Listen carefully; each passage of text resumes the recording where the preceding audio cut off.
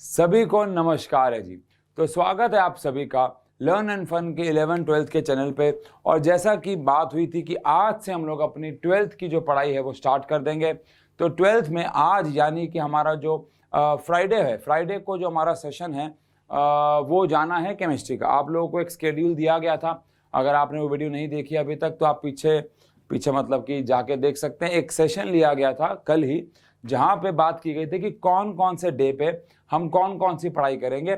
और जैसा कि आज केमिस्ट्री का डे है और हम लोगों ने बात की थी कि हम लोग फिजिकल केमिस्ट्री से स्टार्ट करेंगे, तो हम लोग यहाँ पे आज स्टार्ट करने वाले हैं फ्रॉम सॉल्यूशंस। ऑल दो पहला चैप्टर आप सबको पता है, पहले चैप्टर का नाम हमारे पास सॉलिड स्टेट है, लेकिन सीबीएसई ने सॉलिड स्टेट जो चैप्टर है पूरा का पूरा डिलीट कर दिया है।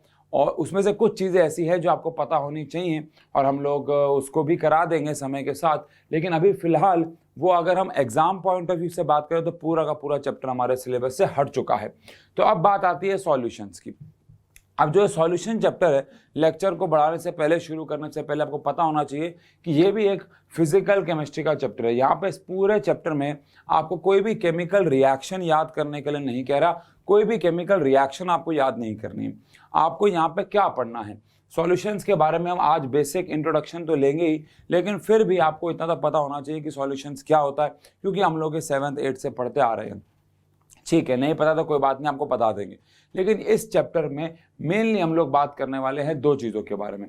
एक है कंसंट्रेशंस के ऊपर न्यूमेरिकल, जो कि हमारे 11th क्लास में भी आए थे। तो अगर आपको 11th क्लास का पहला चैप्टर याद हो, some basic concepts of chemistry, जहाँ पे हम लोगों ने कुछ 7-8 तरीके पढ़े थे कंसंट्रेशन निकालने के, जैसे याद हो mass percentage, volume percentage, mole fraction, molarity, ppm, ये सब रिपीट होगा। और कई बच्चों को लगता है ये 11th का है, रिपीट हो रहा है तो एग्जाम में नहीं आता, ऐसी बात नहीं है। ये एक बहुत इंपॉर्टेंट हिस्सा है इस चैप्टर का। सेकेंडली, इस चैप्टर का जो सबसे इंपॉर्टेंट हिस्सा है वो है कॉलिगेटिव प्रॉपर्टीज। वो भी आप समय के साथ सीख जाओगे कि क्या होती हैं, अगर इनकेस नहीं पता है तो। चलिए चैप्टर शुरू करते हैं, और चैप्टर का नाम है सॉल्यूशंस। चैप्टर को शुरू करेंगे और उससे पहले हम लोग बात करेंगे कि जो मिक्सचर्स होते हैं इस दुनिया में, आप लोगों ने मिक्सचर्स का नाम तो सुना ही होगा। मिक्सचर जो होते हैं इस दुनिया में वो 3 प्रकार के मेनली होते हैं। एक होते थे सॉल्यूशंस, जिनको हम लोग ट्रू सॉल्यूशंस भी बोलते थे। एक होते थे सस्पेंशंस, और एक होते थे बच्चों कोलॉइड्स। शायद आपको ये नाम पता हो। अब सस्पेंशन जो होते थे उनमें पार्टिकल का साइज 1000 नैनोमीटर से भी ज़्यादा होता था। कोलाइड्स में पार्टिकल का साइज 1 नैनोमीटर टू 1000 नैनोमीटर के बीच में होता था। लेकिन जो सॉल्यूशन होते थे जिनके बारे में हमें पढ़ना है, इनमें पार्टिकल्स का साइज, ये पहली बात तो तीनों के तीनों मिक्सचर्स थे, इनमें एक से ज़्यादा चीज़ें एक दूसरे में मिक्स होती हैं। कॉम्पोजिशन जो है वो फिक्स नहीं होती, बिकॉज ये सारे के सारे मिक्सचर होते थे। लेकिन जो सॉल्यूशंस होते हैं उनमें जो पार्टिकल्स होते हैं, जब उनको मिक्स किया जाता है तो वो इस तरीके से मिक्स होते हैं कि पार्टिकल का जो साइज है वो 1 नैनोमीटर से छोटा हो जाता है। फॉर एन एग्जांपल, आपने चीनी को पानी में घोल दिया, चीनी के पार्टिकल का साइज पानी में जाने के बाद, डिजॉल्व होने के बाद बात कर रहे हैं, 1 नैनोमीटर से भी छोटा हो जाता है। तो ऐसे मिक्सचर्स को हम लोग नाम देते हैं सॉल्यूशन। लेकिन जैसे कि आपको याद हो, आप पानी में सैंड यानी कि मिट्टी घोल दो तो मिट्टी के पार्टिकल पानी में प्रॉपरली डिजॉल्व नहीं होते हैं, या होते ही नहीं है, जिसकी वजह से पार्टिकल का साइज 1000 नैनोमीटर से भी बड़ा रह जाता है और वो पार्टिकल नीचे बैठ जाते हैं। उन्हें क्या कहते थे हम लोग, सस्पेंशंस। और फिर अब बात करें कोलॉइड्स की, तो अगर मैं किसी पार्टिकल को डालूं, जैसे कि आपको याद हो मिल्क जिसके अंदर ऑयल होता है, वाटर होता है, 9th क्लास में पढ़ा हुआ है हमने, या स्टार्च पानी में घूम रहा, पानी जब हम चावल को उबालते हैं, आलू को उबालते हैं तो पानी के अंदर स्टार्च आ जाता है। उसके जो पार्टिकल का साइज होता है वो 1 से लेकर 1000 के बीच में होता है। बहुत ध्यान से देखोगे तो दिख भी जाएंगे, नहीं तो नहीं भी दिखेंगे, बिकॉज पार्टिकल का साइज 1 नैनोमीटर से तो बड़ा है लेकिन 1000 से छोटा है। उन्हें हम लोग कोलॉइड बोलते थे। अब एक चैप्टर है सरफेस केमिस्ट्री, जो कि अगेन डिलीट कर दिया गया, लेकिन वहाँ पे कोलॉइड्स के बारे में हम लोगों को मेनली बात करनी थी। फिर आता है हमारे पास सस्पेंशन, जिसके ऊपर एज सच कोई चैप्टर नहीं है, लेकिन ये जो चैप्टर हम लोग शुरू कर रहे हैं आज, वो किसके ऊपर है, सॉल्यूशंस के ऊपर। सॉल्यूशंस कौन होते हैं, जिनमें पार्टिकल का साइज 1 नैनोमीटर से छोटा होता है। अब सॉल्यूशंस को ट्रू सॉल्यूशन भी कहा जाता है। मैंने बताया चीनी को पानी में डाल दे, और क्या एग्जांपल है, अगर मैं नमक को पानी में डालता हूँ, वो भी किसका एग्जाम्पल है बच्चों? ट्रू सॉल्यूशन का। अगर मैं एल्कोहल को पानी में डाल दूं, वो भी किसका एग्जाम्पल है बच्चों? ट्रू सॉल्यूशन का। ट्रू सॉल्यूशन मतलब पार्टिकल जब किसी भी सॉल्वेंट में जाए तो उनके साइज 1 नैनोमीटर से छोटा हो जाए। और भी बहुत सारी प्रॉपर्टीज होती है जिसके ऊपर आओ बात करते हैं। पहली बात, जैसा कि आज लेक्चर फर्स्ट है तो ये लेक्चर इंट्रोडक्शन है सॉल्यूशन का, तो थोड़ा सा बेसिक रहेगा, थोड़ा सा छोटा रहेगा, बेसिक रहेगा, उसके बाद न्यूमेरिकल वर्क शुरू हो जाएगा। चलिए, सबसे पहली बात, मिक्सचर क्या होते हैं? अगर हम लोग बात करें मिक्सचर, तो मिक्सचर में हम 2 या 2 से ज़्यादा कंपोनेंट्स को एक दूसरे के अंदर फिजिकली मिक्स करते हैं, केमिकली वो कंबाइंड नहीं होते। पहली बात मिक्सचर्स में सिर्फ वो फिजिकली एक दूसरे में मिक्स होते हैं, फिजिकली मिक्स होते हैं, पहली बात। दूसरी बात, नो फिक्स्ड रेशियो, ये इनकी मेन प्रॉपर्टीज हैं। इनका रेशियो फिक्स नहीं होता है। मतलब अगर आपने मिक्सचर बनाया, मान लो आपने मिक्सचर बनाया शुगर और वाटर का, तो आप कितना शुगर और कितना वाटर ले रहे हो इसकी कोई कॉम्पोजिशन फिक्स नहीं होती है। एयर जो कि एक मिक्सचर है, उसमें कोई कॉम्पोजिशन फिक्स नहीं है। कहीं जगह, जैसे इस कमरे की अगर मैं बात करूं, क्योंकि हर तरफ से बंद है, तो यहाँ पे ऑक्सीजन 21% नहीं होगी जो हम कहते हैं। और ऐसे अगर मैं ग्राउंड में चला जाऊं, सुबह सुबह पार्क में चला जाऊं, तो वहाँ पे ऑक्सीजन 21% से ज़्यादा होगी। दोपहर के समय में चला जाऊं, 10 बजे, 11 बजे, 9 बजे, तो वहाँ पे ऑक्सीजन 21% से ज़्यादा होगी। तो एवरेजली धरती पे 21% मानी जाती है, लेकिन उसकी कॉम्पोजिशन फिक्स नहीं है। अब अगर इस कमरे में बच्चों को बैठा दिया जाए तो यहाँ पे कार्बन डाइऑक्साइड का अमाउंट बढ़ जाएगा और ऑक्सीजन का अमाउंट कम हो जाएगा। और अगर एसी भी बंद कर दी जाए, पंखे भी बंद कर दिए जाए, खिड़कियाँ भी बंद कर दी जाए, तो कॉम्पोजिशन फिक्स नहीं है। किसी जगह पे मान लो आप एक छोटे से कमरे में आपने हवन कर रहे हो, आग जला रखी है, तो वहाँ कार्बन डाइऑक्साइड का अमाउंट बढ़ता चला जाएगा, ऑक्सीजन का, तो कॉम्पोजिशन फिक्स नहीं होती है। तो इन्हीं को हम मिक्सचर कहते हैं। तो मिक्सचर क्या है? व्हेन 2 और मोर केमिकली नॉन रिएक्टिव से बेसिकली मतलब यही है कि वो फिजिकली मिक्स्ड हैं एक दूसरे के अंदर, substances are mixed, they form a mixture. Most of the materials हमारे आसपास जो हैं वो मिक्सचर से हैं। एग्जाम्पल, हवा जिसमें हम सांस ले रहे हैं, हमारा खुद का खून, ये सब क्या है? मिक्सचर्स हैं। अब मिक्सचर्स भी आपको शायद याद होगा 2 प्रकार के होते हैं, ये तो बच्चे को ये पता है, किसी होमोजीनियस और हेट्रोजीनियस। अब होमोजीनियस मिक्सचर क्या होते हैं पता होगा? ऐसे मिक्सचर जिनमें कॉम्पोजिशन यूनिफॉर्म होता है, जिनमें सिंगल फेज होता है, जिनमें मिक्सचर में आपने 2 या 2 से ज़्यादा कंपोनेंट्स मिक्स किए होंगे। तो अगर होमोजीनियस मिक्सचर है तो वो दोनों कंपोनेंट्स आपको इंडिविजुअली नज़र नहीं आएंगे। वो दोनों कंपोनेंट्स इंडिविजुअली आप उन्हें नहीं देख पाओगे। जैसे आपने चीनी को मान लो पानी में घोल दिया, तो अब आपको अगर चीनी और पानी अलग अलग नज़र नहीं आ रहे हैं या नज़र नहीं आ रहे हैं, तो वो होमोजीनियस मिक्सचर हो गया। जैसे कि हमारे घर में पड़ा हुआ गोल्ड, प्योर गोल्ड नहीं होता, आपको पता है, वो 22 या 23 कैरेट होता है। उसको हार्ड करने के लिए उसके अंदर कॉपर या सिल्वर मिक्स कर देते हैं। अब आपके घर में पड़ा हुआ गोल्ड, अगर आप उसको ध्यान से देखो तो क्या आपको उसके अंदर कॉपर अलग, गोल्ड अलग, सिल्वर अलग नजर आएगा? नहीं, क्योंकि वो होमोजीनियस मिक्सचर है। ऐसे एयर, ऑल्दो एयर के पार्टिकल दिखते नहीं हैं, लेकिन एयर भी होमोजीनियस मिक्सचर होती है। एल्कोहल को वाटर में डाल दो, अपने आप वो एक दूसरे के अंदर डिजॉल्व हो जाएंगे और होमोजीनियस मिक्सचर बनाएंगे। इनमें कंपोनेंट्स इंडिविजुअली दिखते नहीं हैं, ये होते हैं होमोजीनियस। और एग्जांपल के तौर पे अगर हम यहाँ पे ले लें सॉल्ट इन वाटर, दूसरा अल्कोहल इन वाटर, ये सारे होमोजीनियस मिक्सचर है। आप इनमें सॉल्ट को वाटर में डाल दो और उसको डिसॉल्व कर दो, या थोड़ी देर रुक जाओ, अपने आप डिसॉल्व हो जाएगा, तो वो होमोजीनियस मिक्सचर बनाएगा। अल्कोहल इन वाटर तो आप सब जानते ही होंगे। अरे मतलब देखा होगा पिक्चरों में यार, लोग अल्कोहल में सोडा डाल रहे हैं, अल्कोहल में पानी डाल रहे हैं, है ना? देखा होगा, पार्टी शादी में देखा होगा, खुद तो नहीं किया होगा। अभी आप लोग छोटे हैं तो क्या हुआ, बड़े हुए तो भी नहीं करना होता, अच्छी बात नहीं है बेटा ये। लेकिन अल्कोहल को पानी में डालने से जो मिक्सचर बनता है वो होमोजीनियस मिक्सचर होता है, ठीक है जी। इसके बाद बात करें हेट्रोजीनियस मिक्सचर, तो आपको पता ही है इसका उल्टा है। अगर मैं 2 कंपोनेंट्स को एक दूसरे के अंदर मिक्स करूं और वो मुझे इंडिविजुअली नजर आए, मुझे पार्टिकल्स अलग अलग नजर आए, तो वो मिक्सचर कौन सा कहलाया जाता है? हेट्रोजीनियस। जैसे कि मान लो मैंने वाटर के अंदर सैंड डाल दिया, अगेन एग्जांपल के तौर पे बात करें तो सैंड इन वाटर या फिर ऑयल इन वाटर, ये हमारे पास हेट्रोजीनियस मिक्सचर है, क्योंकि इनमें जो पार्टिकल्स हैं वो एक दूसरे के अंदर यूनिफॉर्मली मिक्स नहीं होते, सिंगल फेज नहीं बनाते। हम कंपोनेंट्स को इंडिविजुअली देख सकते हैं, उनको हम डिफ्रेंशिएट कर सकते हैं कि यार ये रहा ऑयल, आपको पता है ऑयल ऊपर एक लेयर बना लेता है, ये रहा वाटर। ऐसे ही हम डिफ्रेंशिएट कर सकते हैं, पानी में अगर सैंड घोल दें तो सैंड नीचे बैठ जाती है, आपको दिखती है सैंड वहाँ, तो हेट्रोजीनियस मिक्सचर हो जाते हैं।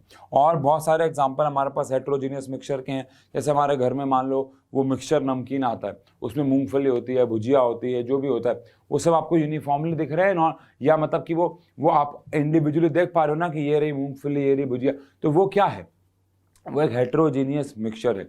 और मान लो आपने अपने घर में बहुत सारी दवाइयों को एक दूसरे के अंदर मिक्स कर दिया, वो भी क्या है? हेट्रोजीनियस मिक्सचर है। तो हेट्रोजीनियस मिक्सचर मतलब जहाँ पे कंपोनेंट्स हमारे पास नॉन यूनिफॉर्मली बैठे हो और हमें जनरली खुली आंख से दिख जाए कि ये अलग फेज है, अलग फेज है। अब मैं एक सवाल पूछता हूँ आपसे, बहुत बार ऐसा होता है कि बहुत क्लियर होता है कि यार ये जो मिक्सचर है वो होमोजीनियस है और ये जो मिक्सचर है वो हेट्रोजीनियस है, लेकिन कभी कभार ऐसा होता है कुछ मिक्सचर्स ऐसे होते हैं जो देखने में हमें लगते हैं होमोजीनियस बट होते वो हेट्रोजीनियस हैं। जैसे कि ब्लड, अब अगर किसी इंसान का शरीर से खून निकलता है तो देखने में हमें कहीं ना कहीं लगता है वो होमोजीनियस है, यानी they appear to be, actually there are some mixtures which appear to be homogeneous but actually they are heterogeneous. और कोलॉइड्स के साथ अक्सर ऐसा होता है। जो सॉल्यूशंस होते हैं होमोजीनियस मिक्सचर में, सारे के सारे हमारे कौन आ गए? सॉल्यूशंस आ गए, जिनके ऊपर हमारा पूरा चैप्टर है वो सारे होमोजीनियस हैं। और हेट्रोजीनियस में हमारे सारे के सारे सस्पेंशंस आ गए, सारे सस्पेंशंस हेट्रोजीनियस होते हैं। लेकिन जो कोलॉइड होते हैं मोस्ट ऑफ द केस में ऐसा होता है कि कोलॉइड्स दिखने में हमें लगते हैं होमोजीनियस, अब ब्लड होमोजीनियस दिखता है लेकिन होता वो हेट्रोजीनियस है, क्योंकि उसमें कॉम्पोजिशन यूनिफॉर्म नहीं होती है। हमारे पूरे शरीर का ब्लड हर तरफ बराबर नहीं है। आप बायोलॉजिकली जानते होंगे हमारे कोई बॉडी ऑर्गन ज़्यादा ऑक्सीजन इस्तेमाल करता है क्योंकि उनको ज़्यादा एनर्जी चाहिए। ऐसा मान लेते हैं इस वक्त मेरे शरीर में मेरा जो गला है, मेरे जो लंग्स हैं, मेरा जो ब्रेन है, ये सबसे ज़्यादा वर्क कर रहे हैं, तो इनको सबसे ज़्यादा ऑक्सीजन चाहिए। मान लो जिम में कोई लेग्स की एक्सरसाइज कर रहा है तो उसको लेग्स के ऊपर, उसकी थाई के ऊपर, उसके जो भी इसको बोलते हैं वहाँ पे उसको बहुत ज़्यादा ऑक्सीजन चाहिए, तो फिर उस एरिया में ऑक्सीजन की सप्लाई को बढ़ाया जाएगा, कार्बन डाइऑक्साइड भी बढ़ेगी, हीट भी, तो मतलब कॉम्पोजिशन यूनिफॉर्म नहीं है। हमारे को कहीं चोट लग गई तो उस एरिया में प्लेटलेट्स आने लग जाएंगे, वहाँ पे प्लेटलेट्स प्रोड्यूस होने लग जाएंगे। अगेन हमारी बॉडी में कोई गंदगी चली गई तो वहाँ पे WBC आ जाएंगे। तो हमारे ब्लड की जो कॉम्पोजिशन है वो यूनिफॉर्म नहीं है। ऑल दो ब्लड देखने में भले ही क्या लगता है होमोजीनियस, बट वो होता क्या? हेट्रोजीनियस। ये हमने कोलॉइड्स में 9th में पढ़ा भी है और 5th चैप्टर में डिटेल में पढ़ना भी था, लेकिन CBSE ने वो चैप्टर ही काट दिया।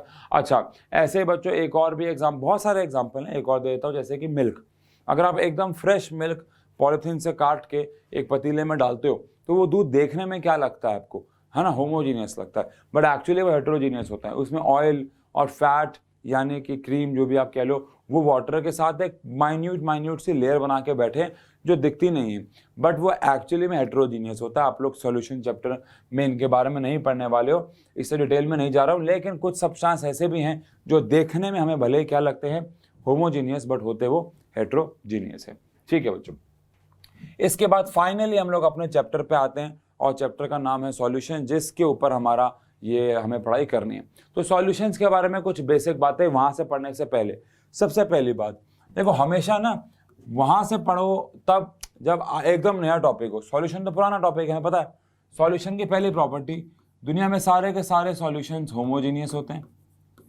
इनमें जो पार्टिकल का साइज होता है, वो 1 नैनोमीटर से छोटा होता है। पार्टिकल का साइज 1 नैनोमीटर से लेस होता है, लेस देन 1 नैनोमीटर। और बहुत सारी और प्रॉपर्टी, जैसे कि एब्सेंस ऑफ सेटलिंग। चलो एक सवाल का जवाब दो कमेंट सेक्शन पे, लाइव चैट पे। मैं आपको पता ना हो शायद, जब ये वीडियो स्ट्रीम, मैंने आपको बताया था मोस्ट ऑफ द केसेस में तो स्ट्रीम आएंगी, हम कोशिश करेंगे कि आपके पास जब भी कोई गवर्नमेंट हॉलीडे हो तो हम लाइव आए, और संडे को तो लाइव आएंगे ही आएंगे। अब बट फिर भी लाइव चैट का आपके पास ऑप्शन है, बिकॉज स्ट्रीम हो रहा है, और अगर आप स्ट्रीम देख रहे हो तो आप वहाँ पे उसको कमेंट करो। और क्या होता है बच्चों, मोस्ट ऑफ द केसेस में जब ये वीडियो लाइव होती है तो मैं वहाँ पे होता हूँ। अब कुछ बच्चे हैं जिनके मैं नाम भी याद कर चुका था, पिछले साल मैं 12th में थे, जैसे कि गौरी थी हमारे पास, एक अनुभव नाम का बच्चा था हमारे पास, एक सुमित नाम का बच्चा था, ऐसे और बच्चे थे जो मतलब कि आप कह सकते हैं कॉन्स्टेंटली लाइव चैट पे एक्टिव रहते थे, पढ़ाई की बात करते थे। मैं उनसे कोई सवाल पूछता था, मैं लाइव की बात नहीं कर रहा हूँ, लाइव में तो बच्चे एक्टिव होते ही हैं, मैं स्ट्रीम की भी बात कर रहा हूँ। हमेशा वो उसको एक अपनी ट्यूशन क्लास की तरह पढ़ते थे, और वहीं से फिर आपको फायदा मिलेगा। आप इसे फ्री की चीज़ मान के समझोगे कि यार फ्री मिल रही है, यार एक दिन बाद देख लूंगा, 2 दिन बाद देख लूंगा, बस वहीं पे आप लैग कर जाओगे और कुछ नहीं। तो अगर आप ये देख रहे हो और आप स्ट्रीम होते वक्त ही देख रहे हो तो प्लीज़ आप उसको आंसर को लाइव चैट पे दें, अगर मैं कोई सवाल पूछता हूँ तो मेरा सवाल ये है कि अगर मैंने पानी में चीनी को घोल दिया, अच्छे से डिजोल्व कर दिया, डिजोल्व, कोई चीनी बची नहीं, अब अगर मैं उस कंटेनर को यहाँ पे छोड़ जाऊँ तो कितने टाइम बाद उसकी जो चीनी है सारी वो नीचे बैठ जाएगी? इसका आंसर क्या होगा? कितना टाइम लगेगा? Assuming that no evaporation of water is taking place, पानी इवेपोरेट नहीं हो रहा है, तो बताओ कितनी देर बाद, जैसे मिट्टी को पानी में जोर से घोल दो, ऐसे घूमेगी, फिर आप 5 मिनट बाद आओ, 10 मिनट बाद आओ, मिट्टी नीचे बैठ जाएगी। चीनी कब बैठेगी?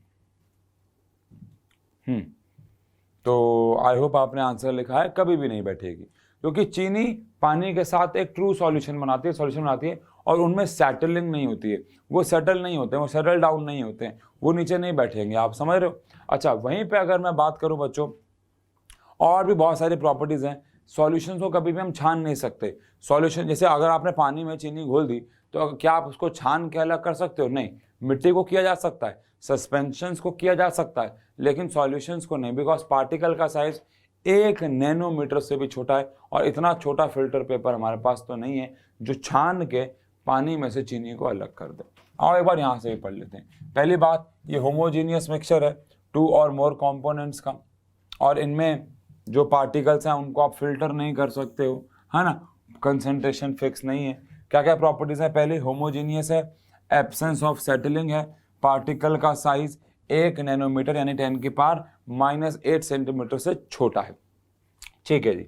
अब एक नॉर्मल सा पॉइंट है, अब अगर एक सॉल्यूशन को हमने 2 कंपोनेंट से मिक्स करके बनाया है, मान लो सॉल्ट प्लस वाटर, 2 कंपोनेंट है, उसे बाइनरी सॉल्यूशन कह देते हैं। ऐसे ही 3 के लिए हम लोग टर्शरी सॉल्यूशन बोल देते हैं, फिर क्वार्डनरी हो जाता है। मतलब जैसे मान लो आपने नींबू पानी बनाया, अब आपने उसमें पानी भी डाला, नींबू का रस भी डाला, और आपने चीनी भी डाली, और कई लोग नमक भी डाल देते हैं, तो 4 चीज़ें डाल दी आपने, तो वो क्वार्डनरी सॉल्यूशन हो जाएगा। समझ रहे हो आप? ऐसे बच्चों, आपने 3 चीज़ों को मिक्स किया किसी भी सॉल्यूशन, मान लो आपने नींबू पानी बनाया, लेकिन आपने उसमें सिर्फ नींबू डाला, पानी डाला और चीनी डाला, तो फिर वो टर्शरी हो जाएगा। ऐसे आप समझ रहे हैं? आपने सिर्फ नींबू डाला पानी में तो वो बाइनरी हो जाएगा। 2 चीज़ों से मिलके बनाओ तो बाइनरी, 3 से मिलके, 3 से अगर मान लो बहुत ज़्यादा से मिलके बना हुआ है तो उसे हम लोग पॉलिनरी बोल देते हैं। पॉलिनरी मतलब जैसे कि एयर है, अब एयर में कितने कॉम्पोनेंट्स हैं? बहुत सारे हैं। मेन आप जानते हो, नाइट्रोजन है, ऑक्सीजन है, कार्बन डाइऑक्साइड है, वाटर मॉलिक्यूल्स है, वाटर वेपर है, बट और भी तो है। नाइट्रोजन, इन मेन गैसेस के अलावा नियॉन भी तो है, क्लोरीन भी तो है इस कमरे में, कार्बन मोनोऑक्साइड भी तो होगी, है ना, और भी बहुत सारे पार्टिकल्स होंगे, अननोन पार्टिकल्स होंगे, तो इसीलिए वो अलग बात है। लेकिन 2 लोगों से मिलकर बनाए तो बाइनरी, है ना, ऐसे करके नाम इनका आगे बढ़ता जाएगा। ठीक है जी। चलिए, इसके बाद बात आती है सॉल्यूट क्या होता है और सॉल्वेंट क्या होता है। आई होप सॉल्यूट और सॉल्वेंट के बारे में बेसिक बातें आप जानते होंगे कि सॉल्यूट की, अच्छा, इनकी भी बहुत सारी डेफिनेशंस आपको मार्केट में मिलेंगी। पहली बेसिक डेफिनेशन, सॉल्यूट वो है जो डिजॉल्व होते हैं, और सॉल्वेंट वो हैं जिसमें हमारा सॉल्यूट डिजॉल्व होता है। तो सॉल्यूट कौन? जो डिजॉल्व हो रहा है, और सॉल्वेंट कौन? जो डिजॉल्व कर रहा है। एक डेफिनेशन तो ये है। एक ये भी है कि सॉल्यूट वो होता है जो कम अमाउंट में होता है, और सॉल्वेंट वो होता है जो ज़्यादा अमाउंट में होता है। ठीक है, बेसिक है। अगर मैंने पानी में चीनी घोल दी, है ना, मान लो हमारे पास सॉल्ट सॉल्यूशन ऑफ वाटर है, तो हमारा सॉल्ट क्या हो जाएगा, सॉल्यूट, एंड वाटर क्या हो जाएगा, सॉल्वेंट।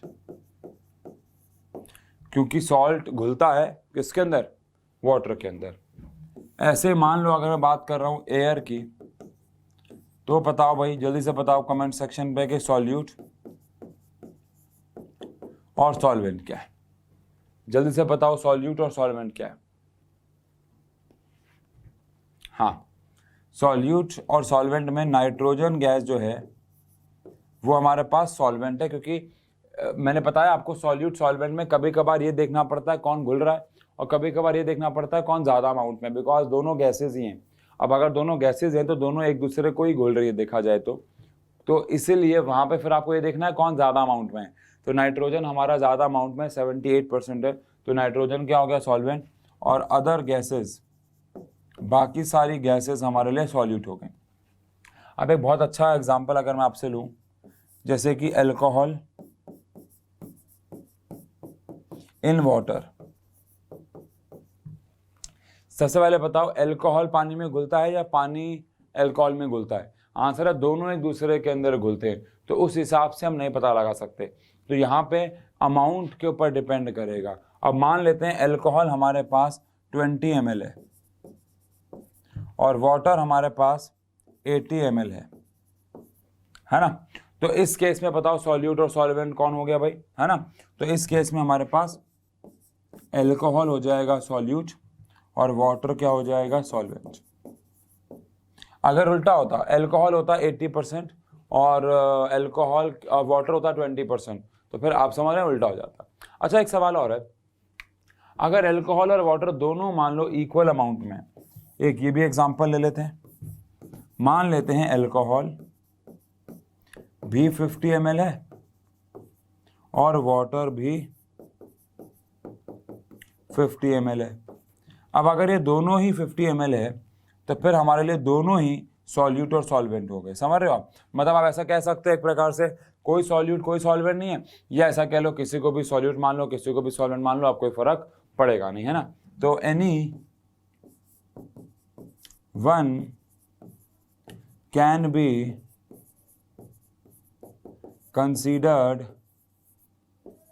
एज सॉल्यूट और सॉल्वेंट। किसी भी एक को हम समझ सकते हैं कि वो सॉल्यूट है या सॉल्वेंट है, क्योंकि कंसंट्रेशन जो है वो यहाँ पे बराबर है। ठीक, कंसंट्रेशन से अभी कहने का मतलब है अमाउंट जो है वो बराबर है। कंसंट्रेशन के बारे में तो पढ़ाई हम शुरू करेंगे।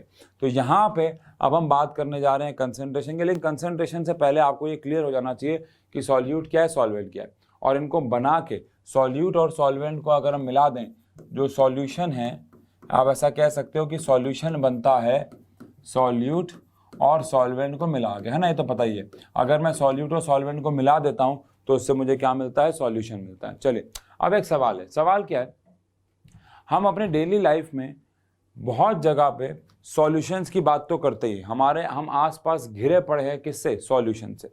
अब सवाल ये उठता है कि जो सॉल्यूशंस हमारे आसपास है, जिनसे हम लोग घिरे हुए हैं, ये जो सॉल्यूशंस हैं, इनके अंदर हम एक चीज निकालते हैं, उस चीज को बोलते हैं कंसंट्रेशन।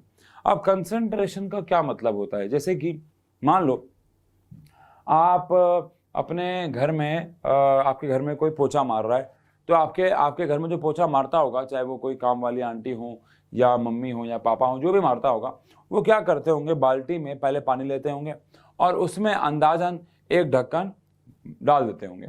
ये तो हुआ अंदाजा। लेकिन कभी कभार क्या होता है, बॉटल, कई लोग जो बहुत ज़्यादा कॉन्शियस होते हैं इसको लेके, वो पूरा बिल्कुल इंस्ट्रक्शंस के हिसाब से काम करते हैं। वो उस फिनाइल की बोतल या जो भी लाइजॉल वगैरह यूज़ करते हो आप, उसके बोतल पे पीछे जाएंगे और देखेंगे वहाँ पे क्या लिखा हुआ है। अच्छा, वहाँ पे लिखा हुआ है कि हमेशा 10 लीटर पानी के अंदर आप 2 ढक्कन डालें, तो वो 10 लीटर पानी में 2 ढक्कन डालेंगे, जो कि गलत भी नहीं है, क्योंकि इंस्ट्रक्शंस दे रखे हैं फॉलो करने के लिए। अब आप मुझे बताओ, 10 लीटर पानी में 2 ढक्कन डालना, ये एक प्रकार से कंसंट्रेशन निकालना ही है। ऑल्दो रफ वर्जन है, लेकिन ये एक प्रकार से कंसंट्रेशन निकालना ही है। इसको अभी हम वॉल्यूम परसेंटेज बोलेंगे।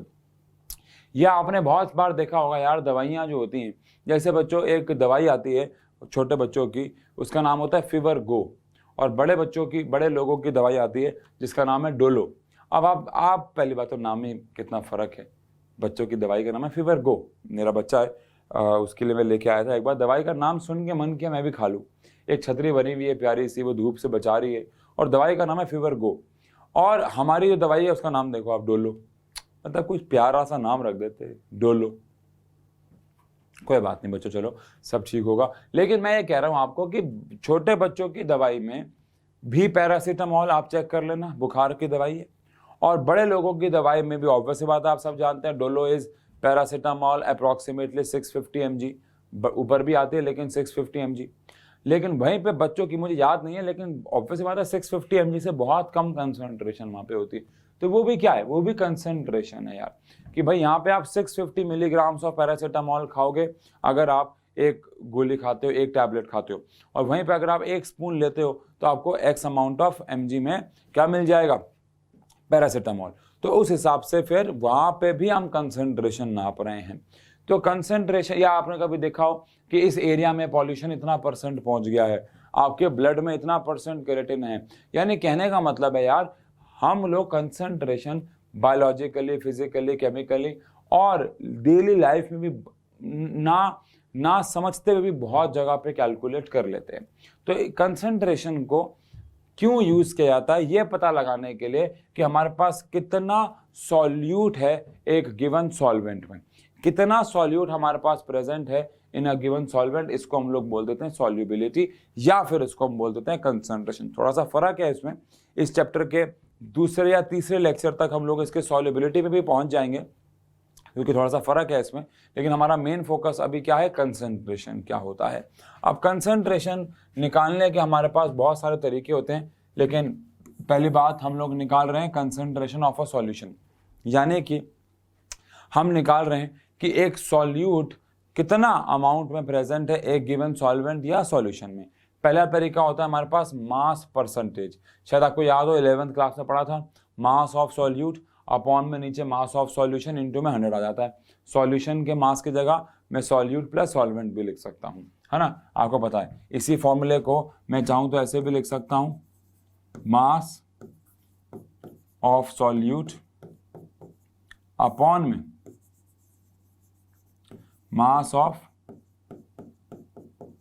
सॉल्यूट प्लस सॉल्वेंट, क्योंकि उससे ही तो क्या बनता है, सॉल्यूशन, इनटू में 100। बात एक ही है ना, ठीक है।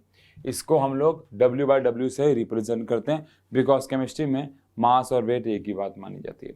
इसके बाद वॉल्यूम परसेंटेज में बिल्कुल सेम है, बस ऊपर मास ऑफ सॉल्यूट के बजाय वॉल्यूम ऑफ सॉल्यूट आ जाएगा, नीचे मास ऑफ सॉल्यूशन के बजाय वॉल्यूम ऑफ सॉल्यूशन आ जाएगा। अच्छा, अब न्यूमेरिकल्स में आप ध्यान रखना, कभी कभार ऐसा होगा कि आपने 1 लीटर पानी के अंदर 5 ग्राम या 10 ग्राम नमक घोल दिया होगा। अब 1 लीटर पानी के अंदर अगर आपने 5 ग्राम नमक घोला है तो उससे शायद आपको पता हो there is no change in the volume. तो वॉल्यूम ऑफ सॉल्यूशन और फिर वॉल्यूम ऑफ सॉल्यूट जो है उस केस में, सॉरी सॉल्वेंट जो है उस केस में सेम रहेगा।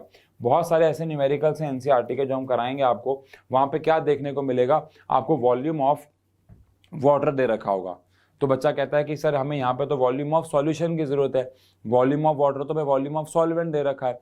तो वही मैं आपको कह रहा हूँ, चाहे आप ये कहीं पे पॉइंट पे लिख लीजिएगा, ये ऐड कर लीजिएगा, पॉइंट क्या है, when very small amount of solute is added in a solvent like water, when a very small amount of solute is added in large amount of solvent like water, then volume of solvent is approximately equal to volume of solution.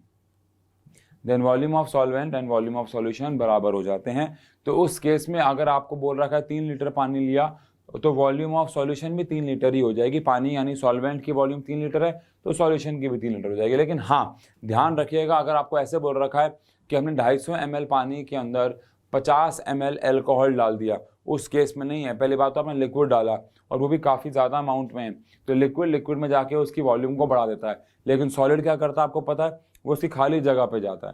तो ये बात आप ध्यान रखिएगा, अगर एक liquid को liquid में डाल रहे हैं तो वॉल्यूम ऑब्वियस सी बात है बढ़ेगी बच्चों, ठीक है जी। तो ये वॉल्यूम परसेंटेज आया। इसके बाद हमारे पास मास बाय वॉल्यूम परसेंटेज आता है। ऑल्दो इसके ऊपर हमारे पास कोई भी न्यूमेरिकल ना तो एनसीईआरटी में है, ना तो आज तक एग्जाम में आए हैं। जबरदस्ती बनाने वाली बात अलग है, वो तो हम बना ही लेंगे, लेकिन आप 10 ईयर जाके खोज ले, इसके ऊपर कोई सवाल नहीं मिलेगा, और एनसीईआरटी में तो कोई सवाल है ही नहीं।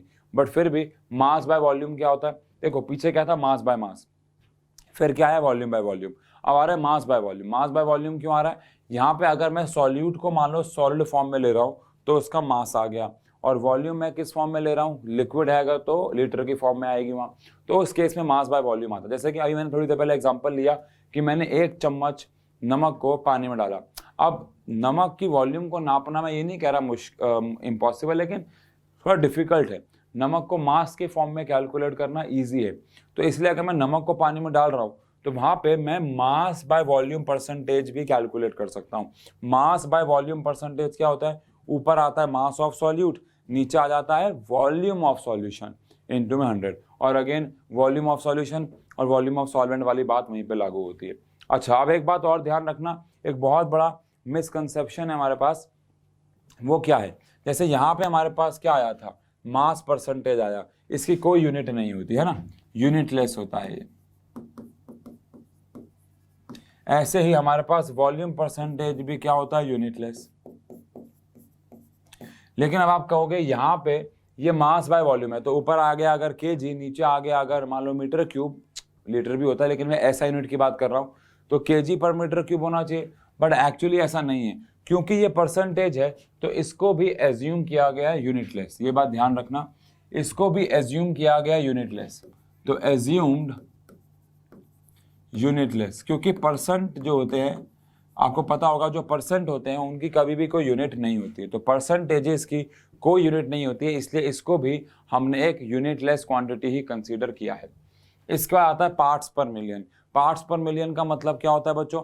पार्ट्स पर मिलियन का मतलब होता है कि आप 100 में कितने थे वो तो परसेंटेज था, अब आप 1 मिलियन में कितना हो, यानी कि 10 की पावर 6 में कितना हो। 100 में आप कितने थे उसको हमने बोला परसेंटेज, लेकिन 1 मिलियन में कितना हो, 10 की पावर 6 में कितना हो, क्योंकि कभी कभार जैसे पेस्टिसाइड्स होते हैं, वीडीसाइड्स होती हैं या मेडिसिन होती हैं, इनकी कंसंट्रेशन बहुत ज़्यादा कम आती हैं परसेंटेज में, 0.001% आती है, तो वो देखने में अच्छा नहीं लगता।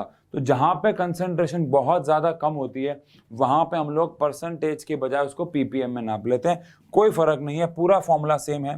पीपीएम का मतलब ऐसे पार्ट्स पर मिलियन है, पूरा फॉर्मूला सेम है, बस 10 की पावर में बदलाव आ जाता है, 10 की पावर 6 हो जाता है।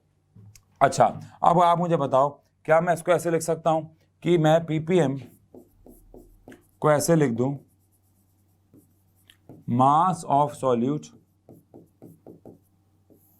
अपॉन में मास ऑफ सॉल्यूशन इनटू में 10 की पावर 100 को 10 की पावर 100, वाह, 10 की पावर 6 को 100 इंटू में 10 की पावर 4 लिख सकता हूं। और ये क्या बन गया बताओ, ये क्या बन गया, मास परसेंटेज बन गया। इसीलिए पीपीएम का एक और फॉर्मूला होता है और वो होता है मास परसेंटेज इंटू में 10 की पावर 4।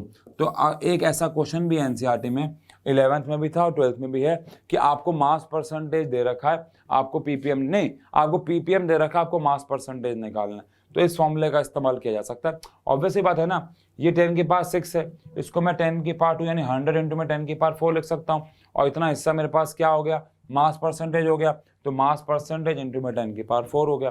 तो बेसिक बात वही है ना, तो ऐसे भी लिख सकते हैं। लेकिन ये कब काम आता है, जहां कंसंट्रेशन बहुत ज़्यादा लो हो। इसके बाद हमारे पास आता है मोल फ्रैक्शन। शायद आपने मोल फ्रैक्शन का नाम सुना ही होगा। अच्छा, ये हटा नहीं है, एक सेकेंड देना मुझे, हाँ एक सेकेंड, इसको हटा देते हैं, यस हाँ। अब इसके बाद अगर बच्चों हम लोग बात करें मोल फ्रैक्शन की, तो आपको पता होगा अगेन मोल फ्रैक्शन किसका फ्रैक्शन होता है, मोल्स का। ये सारी बातें हमारी 11th की है। ये कंटेनर है, इसमें मान लेते हैं हमारे पास सॉल्यूट है, सॉल्यूट के मोल्स हैं मान लो Na, और सॉल्वेंट के मोल्स हैं हमारे पास मान लो Nb। तो फ्रैक्शन का मतलब आपके मोल्स कितने अपॉन में टोटल मोल्स, मतलब अगर मैं मोल फ्रैक्शन ऑफ सॉल्यूट निकाल रहा हूँ तो number of moles of solute upon में number of moles of solute plus number of moles of solvent आ जाएगा। मान लेते हैं A हमारा सॉल्वेंट है, तो फिर क्या आ जाएगा, Nb अपॉन में Na प्लस Nb आ जाएगा। ये आ जाएगा मोल फ्रैक्शन। मोल फ्रैक्शन को हम x से रिप्रेजेंट करते हैं, वैसे काय होता है लेकिन चलेगा। और ये XB है क्योंकि मैं मोल फ्रैक्शन ऑफ सॉल्यूट मान रहा हूं और B को मैंने कहीं ना कहीं सॉल्यूट मान लिया है, और ये हमारे पास कौन हो गया है, सॉल्वेंट हो गया है ना, ऐसा मान लेते हैं। तो अगेन अब मैं अगर मोल फ्रैक्शन ऑफ सॉल्वेंट नापूंगा तो Na ऊपर आ जाएगा और नीचे Na प्लस NB। फ्रैक्शन तो ऐसे निकालते हैं, आपके मोल्स अपॉन में टोटल मोल्स, इसको फ्रैक्शन बोलते हैं। और आपको ये पता ही होगा कि XA और XB को अगर मैं ऐड कर दूंगा तो हमेशा आंसर क्या आ जाएगा, 1 आ जाएगा। 11th क्लास है ना। तो अगर मेरे पास एक मोल फ्रैक्शन आ चुका है तो दूसरा वाला मैं निकाल सकता हूँ, दोनों बार फॉर्मूला लगाने की जरूरत नहीं है। इसके बाद दो सबसे इंपॉर्टेंट फॉर्मूले अगेन आपको पता होगा, एक है मोलैरिटी और एक है मोलैलिटी। 11th में हमने पढ़ा हुआ है। मोलैरिटी क्या होता है, कितने मोल्स हैं हमारे पास सॉल्यूट के अपॉन में volume of solution in litres, यानी 1 लीटर सॉल्यूशन में कितने मोल सॉल्यूट के हमारे बैठे हुए हैं, इसको हम लोग बोलते हैं molarity. Number of moles of solute upon में volume of solution in litre, यानी 1 लीटर सॉल्यूशन में, 1 लीटर के हमारे पास सॉल्यूशन में कितने नंबर ऑफ मोल्स बैठे हैं, इसको हम लोग बोलते हैं मोलैरिटी। और अगेन इसकी भी कोई यूनिट नहीं थी क्योंकि ये भी हमारे पास यूनिटलेस है, ये भी यूनिटलेस है क्योंकि भैया ये भी फ्रैक्शन है, लेकिन इसकी हमारे पास यूनिट होती है, इसकी SI यूनिट होती है। कैसे, ऊपर है मोल्स और नीचे है लीटर, तो मोल्स पर लीटर हो गई, जिसको आपको शायद पता हो मोलर यानी कैपिटल M से भी रिप्रेजेंट करते हैं। और ऐसा ही होता है, आपको पता है मोलैलिटी। मोलैलिटी में क्या होता है, ऊपर तो नंबर ऑफ मोल्स ही आते हैं लेकिन नीचे मास ऑफ सॉल्वेंट आता है केजी में, यानी क्या बदल गया, 1 लीटर सॉल्यूशन में कितने मोल्स हैं, इसको मोलैरिटी बोलते हैं। लेकिन मास ऑफ सॉल्वेंट वाले की अगर बात करें तो 1 किलो सॉल्वेंट में कितने मोल्स हैं, इसको मोलैलिटी बोलते हैं। उसमें आता है वॉल्यूम ऑफ, ये गलत है, वॉल्यूम ऑफ सॉल्यूशन, और यहाँ पे आता है मास ऑफ सॉल्वेंट। यहाँ पे सॉल्यूशन है, यहाँ पे सॉल्वेंट है, यहाँ वॉल्यूम है और यहाँ पे मास है, ध्यान रखना। इसकी अगर ऐसा यूनिट की बात करें तो ऊपर आ गए मोल और नीचे आ गया केजी, तो क्या आ जाएगा बच्चों, मोल पर केजी। अगेन इसकी एक और यूनिट भी होती है, वो है मोलल, और उसको छोटे m से भी रिप्रेजेंट करते हैं, पर मोल पर केजी ज़्यादा यूज़ करना क्योंकि वो छोटा m आपको मीटर में कंफ्यूजन ना कर दे, बाकी दोनों ही चलते हैं। अच्छा, अब ये जो हमारे पास 7 फॉर्मूले आए, ये सारे फॉर्मूले तो आपको 11th क्लास के हैं। तो कुछ बातें हैं। पहली बात, हम इन सारे के सारे फॉर्मूले को एक नए तरीके से भी लिखने वाले हैं, लेकिन मैंने आपको बताया था आज पहली क्लास है, इसको हम शॉर्ट रखने वाले हैं ताकि सबसे पहली बात तो अगले लेक्चर तक आप ये सारे फॉर्मूले याद कर लो। और हो सकता है आप में से कुछ बच्चों को ये सारे फॉर्मूले पहले से याद हो क्योंकि ये 11th क्लास के हैं, लेकिन 11th क्लास को ये बड़ा टॉपिक केवल लगभग 1 साल हो गया क्योंकि ये पहला चैप्टर था हमारा। तो मेरी सलाह ये रहती है हमेशा से हम हमेशा ऑफलाइन में भी जब यहाँ से शुरू करते हैं तो पहली क्लास में छोटी लेता हूँ ताकि आपको इतना समय मिल सके कि आप क्या करें, सारे फॉर्मूले याद कर लें अच्छे से यूनिट्स के साथ, और फिर हम अगली क्लास में मिलते हैं। सबसे पहले इन सारे फॉर्मूले को एक छोटे तरीके से एक शॉर्ट फॉर्म में रिप्रेजेंट करेंगे। 12th में यही अलग होने वाला है। अभी तक हम इन सारे फॉर्मूलों को एक लॉन्ग वर्जन में देख रहे थे, ये देखो कितने बड़े बड़े फॉर्मूले हैं, कितने बड़े बड़े फॉर्मूले, कितने बड़े बड़े फॉर्मूले, लेकिन इन सबको हम शॉर्ट वर्जन में इनके सिंबल की फॉर्म में लिखेंगे, जो शुरुआती दिनों में आपको लगेगा कि सर वही वाला आसान था क्योंकि वो आपको याद था। आप जो शॉर्ट वर्जन लिखवा रहे हो उसको याद करना मुश्किल है, लेकिन मेरा यकीन मानिए विद इन 2 लेक्चर्स आप ये कह दोगे कि सर हाँ ये तो मज़ा आ रहा है क्योंकि बहुत छोटे हो गए हैं फॉर्मूले, सीधे सीधे फॉर्मूले लग रहे हैं, इतना बड़ा लिखने की जरूरत नहीं है, इतनी लंबी क्या कैलकुलेशन से ही बचोगे, बताऊंगा कैसे। लेकिन वो फॉर्मूले ऐसा नहीं हमने कुछ अलग कर दिया, एनसीईआरटी की ही देन है, एनसीईआरटी नहीं कहा है कि ऐसे करना है उसको, और फिर उसके ऊपर कुछ न्यूमेरिकल्स करेंगे। ये हमारा अगली क्लास का टॉपिक रहेगा। फिर उसके अगली क्लास में हम नया टॉपिक एकदम शुरू कर देंगे विच इज कॉलिगेटिव प्रॉपर्टीज, जो कि 11th का नहीं है, नया है 12th का।